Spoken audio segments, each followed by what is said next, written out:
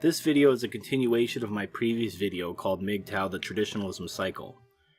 If you haven't seen that video yet, or you want to review it before watching this video, I'll provide a link in the description. So I've received some helpful feedback since the release of my original video, and something that was suggested to me was to find examples of the cycle occurring in different cultures in order to prove that this is indeed a cycle. With that in mind, I've made some revisions to my original infographic based on my research and feedback. The revisions are somewhat minor but significant. The first thing is that I've changed the names of traditionalism to patriarchal traditionalism and gynocentrism to gynocentric traditionalism. This was due to some confusion from my original video because I deliberately avoided using the term patriarchy because feminism has bastardized its meaning just like they're currently doing to the words rape and harassment. However, I believe that I caused more confusion than I avoided. And also, when people think of traditionalism, such as the way conservatives describe it, like the 1950s nuclear family, they're not talking about traditionalism as I described it in my original video, wherein women are the property of men, but gynocentrism. So I've changed the term gynocentrism to gynocentric traditionalism to reflect the contemporary definition of traditionalism. I hope this makes this cycle easier to follow and alleviates some confusion going forward. Another change is that I replaced the economic cycles from agricultural economy and industrial economy to subsistence economy and abundance economy. This is because during my research I learned that the cycle is not dependent on industrialization but abundance.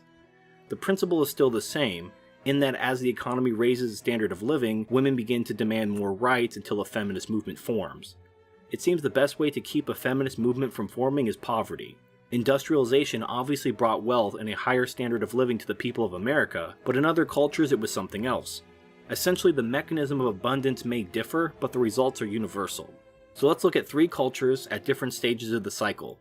Let's look at ancient Rome, which has gone completely through the cycle, the United States representing the Western culture, which is still in the last stages of the cycle, and Saudi Arabia representing the Muslim culture.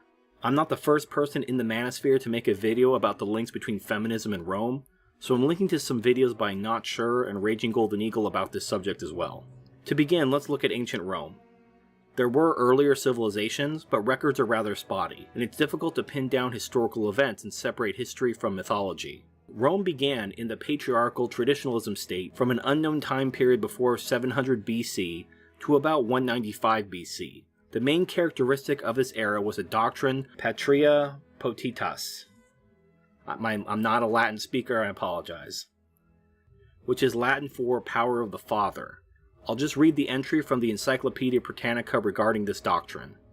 Quote, "In Roman family law, power that the male, the head of the family, exercised over his children and his more remote descendants in the male line, whatever their age, as well as those brought into the family by adoption, this power meant originally not only that he had control over the persons of his children, amounting even to the right to inflict capital punishment, but that he alone had any rights in private law. Thus, acquisition of a child became the property of the father.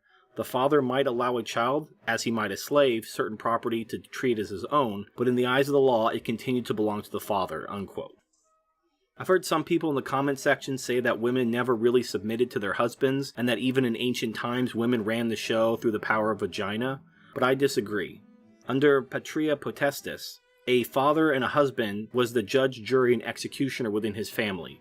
He could even sell his own children into slavery and execute his family members for crimes, even his own wife, at any time.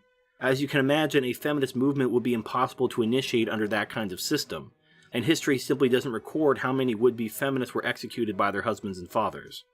In my research, I couldn't find an exact turning point wherein Roman culture became gynocentric, but sources do show that women enjoy many more rights than the women in other societies at the time, as they could own property, control their dowries, receive some formal education, and attend pater functions.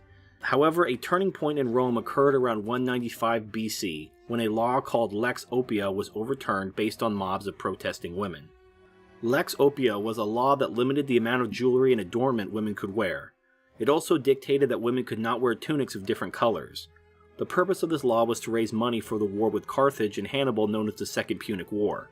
Think of it as a form of rationing, like that which existed in the United States during World War II, as opposed to a law to police morality like you would see in some Muslim countries mandating that women wear burqas. It seems telling that the extravagances of women was such a major source of consumption that it had to be specifically addressed during wartime.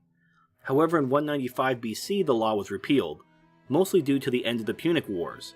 The major opponent of repeal was Cato the Elder, who feared that the repeal would lead to, and I quote, "review of all laws concerning women, which your fathers used to hinder their recklessness, and through which the women were placed under the control of men." Cato was absolutely right, and less than 200 years later, Rome would see its own feminist movement. The snowball of women's liberation began small with the repeal of Lex Oppia, and then 25 years later, wealthy women became such a threat that a law was passed to prevent women from being named the heir of estates from the first census class, which was essentially the upper class of Roman society. This was to prevent women from gaining more power and influence in Rome, and was called Lex Vaconia. This resistance to women's rising influence culminated in 42 BC when Rome was engaged in a civil war, and sought to tax the wealthiest women of Rome, namely the top 1,400 richest women, in order to raise funds for the war. Despite women being unable to hold office and being barred from entering the forum, a protest of women led by the prominent daughter of a famous Roman orator forced her way into the forum and gave a speech known as Hortensia's speech. Hortensia demanded that if women were to be taxed, then women should have the same rights as men in Roman government. The Roman forum, led by the triumvirs, tried to force Hortensia out, but the crowd was on her side, and as a compromise, the tax was decreased from the top 1,400 women to only the top 400 women. While women were never able to obtain legal equality, they were able to obtain numerous legal reforms in favor of women, starting in the 1st century BC and throughout the 1st century AD. Starting at 58 BC, a system of food-based welfare called congiera was initiated to feed the poor. Welfare was eventually expanded to include monetary benefits around 100 AD by Emperor Trajan in a system called alimenta, which people will recognize shares the same linguistic roots as alimony. No-fault divorce was introduced at some unspecified time in the 1st century AD, which obviously led to some pushback from men who had lost authority over their own households. Rome responded with a series of pro-marriage laws and a bachelor tax, Lex Aelia, in 18 BC, which was later revised as the Lex Papaea in 9 AD. The main characteristics of these laws was to allow women who had 4 children to be released from the authority of their father, symbolizing the end of the last lingering thread of the doctrine of patria potestas. It also imposed a bachelor tax on single men and married couples that had no children. Essentially, the law was intended to increase birth rates within the native Roman population, and thus women were openly and shamelessly pandered to. Female emancipation and gynocentrism led to men abandoning marriage, and turning to vice such as prostitution and homosexuality instead. In 235 AD, a period known as the Crisis of the 3rd century, Rome was nearly destroyed by a series of invasions, plagues, and economic depressions. This marked the transition from the periods of classical antiquity to late antiquity. This period was marked by the general decline of knowledge, population, and standards of living throughout the Roman Empire. Eventually, an invasion by the Lombards in 476 AD would destroy Rome once and for all, and plunge Europe into the Dark Ages, and thus the traditionalism cycle stood complete. Now we turn to the inheritors of Rome, Europe, the United States, and other English-speaking cultures that can be loosely described as Western. I will be focusing on dates and events from the United States, but these events have parallels throughout the Western world. Beginning with the fall of Rome and during the Dark and Middle Ages, the world was once again returned to patriarchal traditionalism. Women were to obey their husbands, and could not even choose whether or not to marry or whether or not to have children. Women who inherited land and were unmarried could own their property, but it instantly became the property of a man upon marriage. This lasted until the Protestant Reformation, also known as the Enlightenment era, in the 16th century.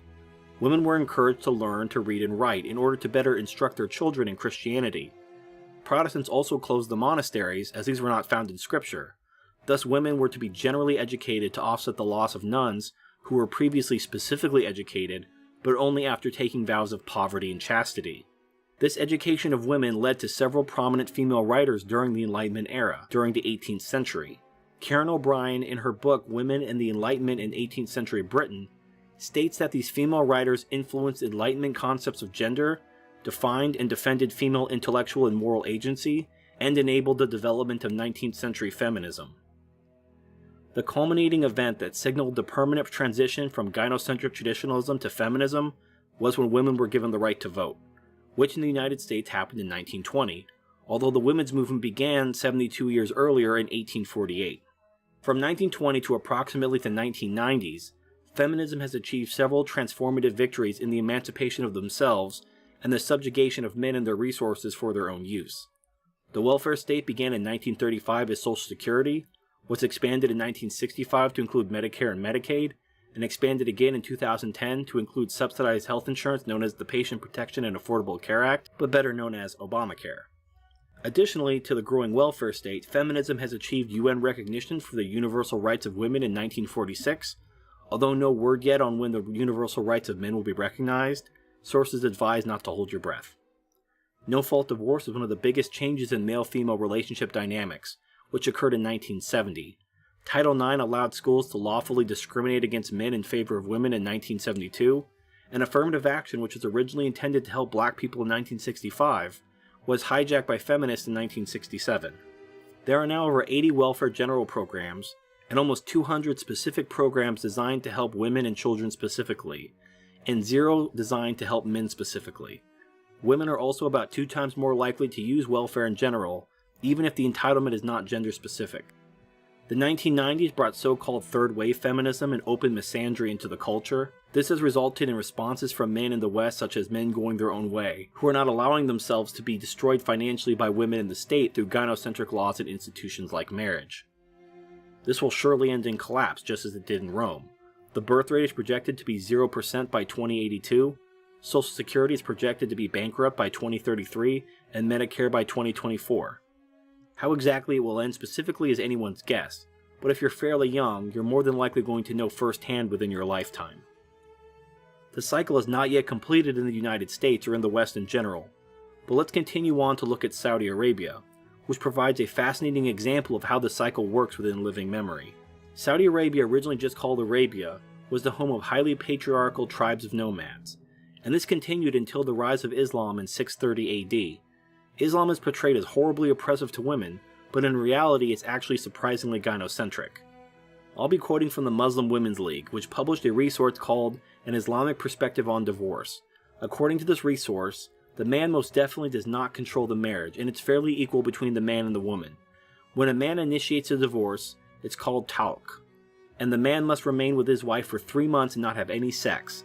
If the wife is pregnant, the husband cannot leave until the wife gives birth, but cannot have any sex regardless.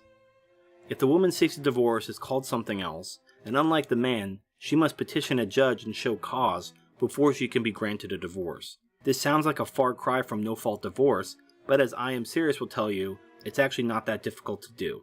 Hardly the barbaric club of He-Man woman haters that the West paints Muslims as. Saudi Arabia in particular has been fascinating to observe because while Islam in general is gynocentric, most Muslim countries and specifically Saudi Arabia are very traditional. Saudi Arabia is known for its so-called human rights violations due to laws such as not allowing women to drive or work without her husband's permission. However, in 2011, the King of Saudi Arabia has allowed women to begin voting in municipal elections starting in 2015, and expanded welfare programs the same year. Another interesting development is that the divorce rate in Saudi Arabia is skyrocketing and jumped 35% in 2011, the same year the king has begun to emancipate women. The feminist movement in Saudi Arabia is about to go off in real time. What comes next is anyone's guess, but the examples of the United States and Rome don't paint a rosy picture. So here we have 3 examples of societies that have or are fulfilling the cycle. Rome completed it, and the West is about to follow them shortly, along with the Muslim world within a few centuries. What will replace them is anyone's guess, and my hope is that we can perhaps learn from the past and stop the cycle from repeating. To my Muslim brothers, you need to spread this message and lock that shit down before it's too late. It's too late for America and the West, but maybe you can save yourself. It's at least worth a try, and maybe you'll discover a solution that we can implement here. So in closing, I just want to say that history isn't my strongest subject, and although I did do a great deal of research, I do not consider myself an expert on other cultures. So if I've made any mistakes, or if there's something you can add or expand, please share your thoughts in the comments section. If there are mistakes, I will put corrections and updates in the description below. All the sources I've used are also listed in the description, except for minor things that are so well known or easy to look up that I didn't feel them necessary to cite. Thank you for watching. Please like, comment, favorite, and subscribe. Share this video with anyone you think it might help, especially my Muslim subscribers, and I'll see you next time.